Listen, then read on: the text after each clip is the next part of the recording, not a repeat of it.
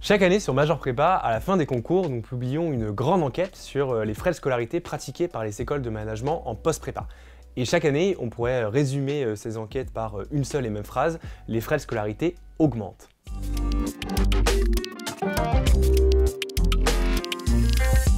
Et ils augmentent beaucoup même, c'est-à-dire que dans le détail, entre 2009 et 2021, la hausse moyenne des frais de scolarité que nous avons constatée s'élève à environ 80%, un peu plus de 80%,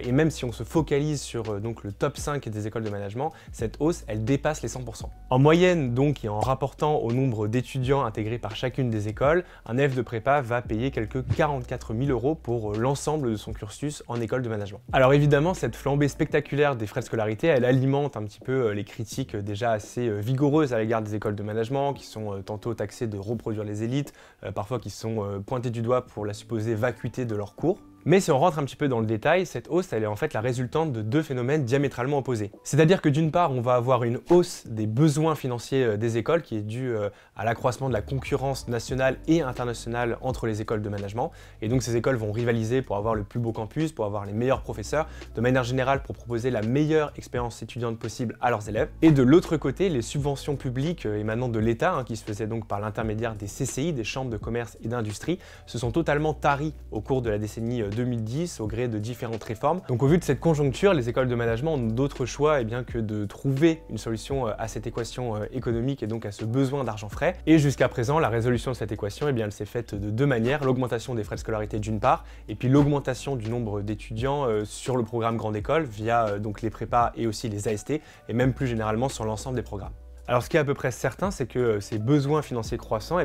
voilà, cette tendance, elle va continuer, elle va se poursuivre dans les années à venir. Donc ce qu'on peut se demander concrètement, c'est est-ce que cette hausse des besoins financiers des écoles va avoir la même répercussion dans les années à venir sur le portefeuille des étudiants et aussi du coup de leurs parents. Alors ça fait assez longtemps que beaucoup d'observateurs estiment que le modèle de hausse des frais de scolarité n'est pas soutenable, mais de fait, chaque année, ils augmentent et on peut assez raisonnablement penser qu'au cours de la décennie 2020, ces frais de scolarité ils vont continuer à augmenter de manière substantielle. Alors on est sur un rythme environ de 4% par an au global. Alors oui, ce rythme il a un tout petit peu baissé en 2020, mais on peut imaginer que c'est là conjoncturel et que c'est dû notamment à la crise du Covid. Et puis aussi, ce modèle, on peut estimer qu'il est encore soutenable parce qu'aujourd'hui, faire une grande école de management, ça reste tout de même rentable. On a des salaires de sortie qui sont très confortables selon les études successives réalisées par la Conférence des grandes écoles, la CGE.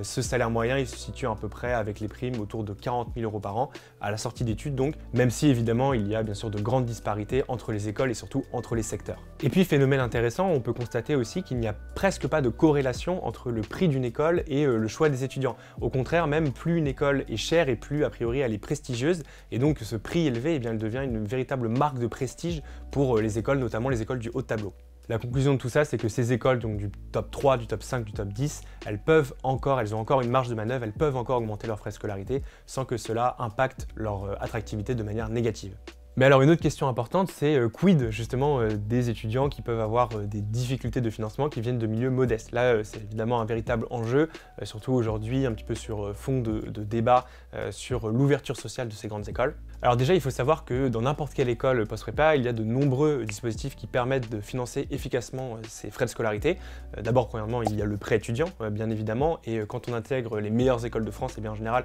on n'a pas de difficulté, quelle que soit sa situation personnelle, à trouver un emprunt. Évidemment, ces prêts, ils engagent un remboursement et ce remboursement, il va peser sur le salaire des diplômés en sortie d'études, mais ça reste quand même un dispositif bien sûr efficace. L'autre opportunité majeure pour financer ces frais de scolarité, c'est sans doute l'alternance. Alors l'alternance est disponible dans l'ensemble des écoles, sauf peut-être à HEC Paris, et en fait, ça consiste à concilier école et entreprise pendant 1 an ou 2 ans, en général pendant le master, et pendant cette période-là, les frais de scolarité sont intégralement pris en charge par l'employeur et en plus l'apprenti touche un salaire qui s'apparente à peu près à celui du SMIC. Enfin, il y a un phénomène très intéressant qui commence à émerger dans les grandes écoles en post-prépa, mais aussi du côté de l'ESCA par exemple, c'est la tarification différenciée selon le revenu des familles. Donc concrètement, ça signifie qu'un étudiant issu d'un milieu modeste va payer des frais de scolarité qui sont moindres par rapport à quelqu'un qui vient d'une famille aisée ou d'une famille de la classe moyenne. Enfin, une précision qui me semble extrêmement importante, je le disais à l'heure où les débats sur l'ouverture sociale des grandes écoles est plus que jamais d'actualité. Il faut quand même rappeler que contrairement à ce qu'on peut penser, le prix de ces écoles, même s'il est extrêmement onéreux, onéreux n'est certainement pas le facteur le plus discriminant et qui empêche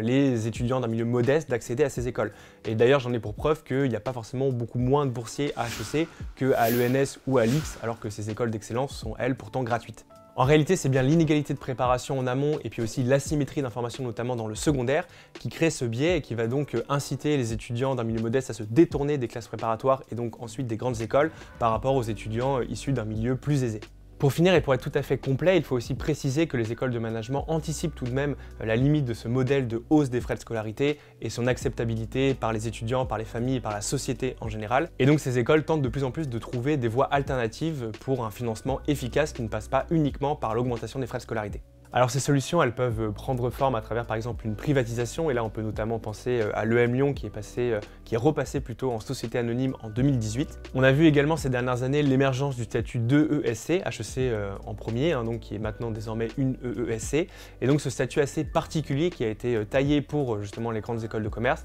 leur permet de faire rentrer dans leur capital des investisseurs privés, même si pour le moment ce statut n'autorise pas les écoles à verser des dividendes. Enfin, le développement de la formation continue, d'un portefeuille de programmes en ligne ou encore le développement d'un parc immobilier sont autant de solutions qui sont aussi plus ou moins explorées par les écoles de management pour trouver d'autres sources de revenus. Ce qui est certain, c'est que la question des frais de scolarité en école de management va continuer à faire couler beaucoup d'encre dans les années à venir. Et justement, si tu t'apprêtes à rentrer dans une école de management, au contraire, si tu es diplômé d'une de ces écoles, n'hésite pas à nous dire ce que tu en penses en commentaire pour alimenter le débat. Et dans tous les cas, like la vidéo si celle-ci t'a plu et surtout abonne-toi à la chaîne de Major Prépa pour ne rater aucune autre vidéo.